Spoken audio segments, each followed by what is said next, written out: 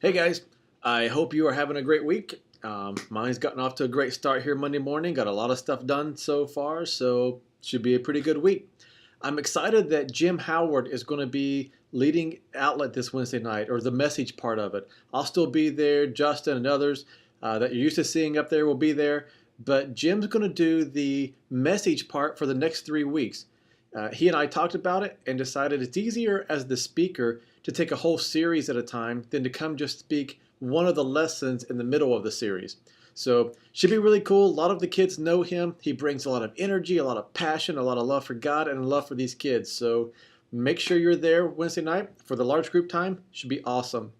Now, speaking of the large group time, if you're a small group leader, I want you to understand my philosophy on leading small groups. Um, Not so much what happens inside the room, but outside the room. Because I think what happens outside of that room impacts your small group time in a huge way. The most important role you can play on Wednesday night is small group leader. So thank you for taking on that challenge and that role. During the large group time and even during that pre-service time, I want you with kids. That's relationship building time.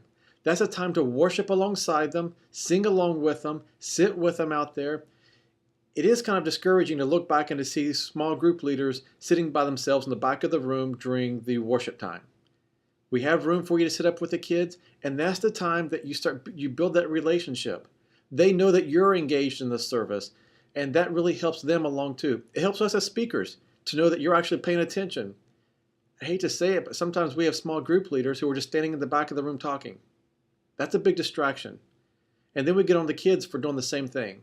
So I really need you to help me out with that. And I want to invite you to come up and join the kids and use that large group hour, use the pre-service time as relationship building time. Yeah, talk to your other groups, but let's make sure that we're not being in a clique of adults, that we're setting the example of going out to every kid there and just reaching out a hand, shaking their hand, being friendly, doing all these different things to these kids, setting the example that we want our students to follow. So I want to challenge you in that. I hope you got the invitation for this coming Sunday afternoon. Come over to our house, 4 o'clock. If you can't make it at 4 o'clock, we'll be eating around 5:30. Sometime between then, we'll be grilling some hot dogs, some brats, some hamburgers, and just make it a fun time to hang out and get to know each other a little bit outside of Outlet. I think that's really important. We picked 4 o'clock because the Jags game starts at 4:15. We can watch the game, hang out some. Feel free to invite your family. I'd just like to know how many are coming so that we can plan accordingly, my wife and I. But we are very excited to open up our house to you guys and have you in. This week, we are working on a video that I want you to know about. We're trying to figure out a campaign to recruit new volunteers. Now, I want you to know I don't believe in the warm body philosophy of getting anybody in there. We have a lot of people who are looking for a place to serve, and I think if they saw what Outlet was really like, if they got the true picture of it, then this would become a great place for them. So we're trying to create this video that they can hear from the kids, they can hear from you as other volunteers, and that they can see us in worship time together. They can see some small group times.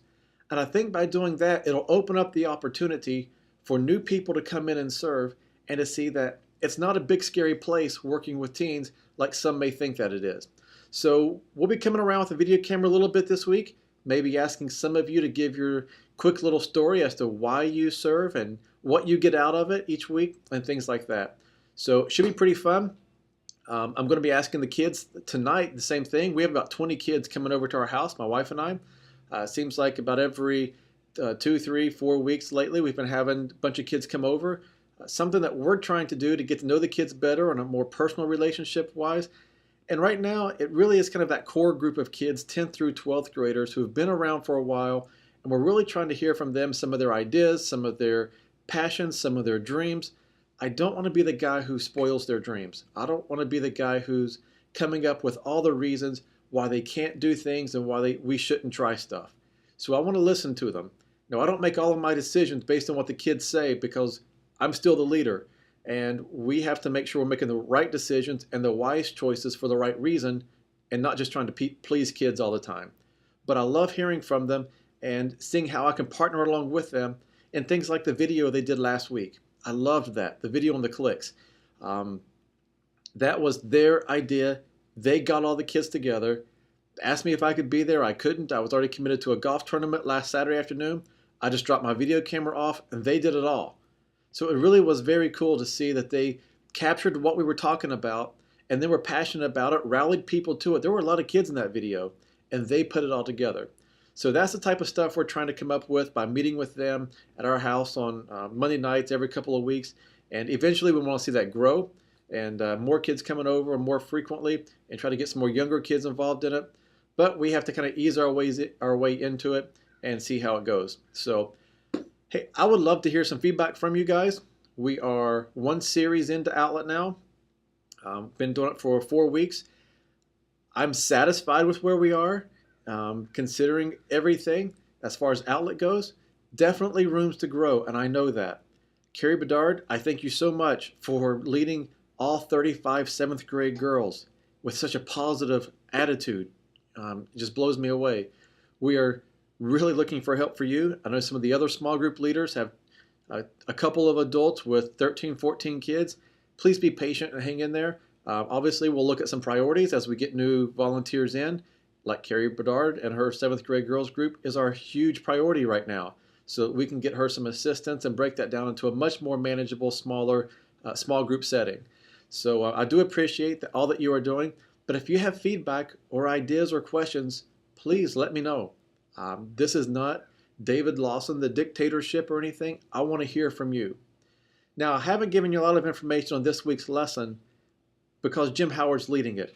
And I don't want to point it all in one direction if he has other ideas. He's out of town right now.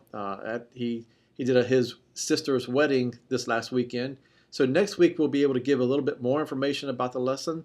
But this one is about friendship. It's a 3-week series on friendship. And I think it'll be a good challenge on the friends that we have really do influence us. And that's what this week's about. Are we accepting friends that are really leading us down a good path or a bad path? And how do we let our friendships influence us? So Jim will be talking about that.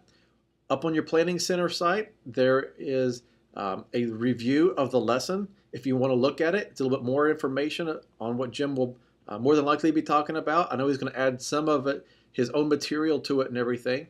But there is also your small group questions based on middle school or high school. So make sure you take a look at all that stuff. Justin is getting all of the songs put in there today. So if you get this and look at it and all the songs are in there, be sure and check it back out a little bit later in the day and he'll get that all up to date. Man, I am praying for an incredible month of October. This friendship lesson, this friendship series, it's all going to culminate in Hallapalooza. Someone said, David, why are you pushing 500 kids for Hallapalooza? No, I'm not all about numbers, but I'm about opportunities. The more kids we have there, the more kids we have an opportunity to impact. A free, fun event that's about a comedian, a DJ, and just having fun, that's an opportunity to get a lot of first-time guests in there and really teach them what it means to just have fun as a Christian. So yes, I'm pushing 500 kids here for Hallapalooza because I want 500 opportunities to change some lives. So I hope you'll join me in that effort and really be encouraging your kids in this. Thank you so much for what you're doing as a small group leader. Take care. Have a great week.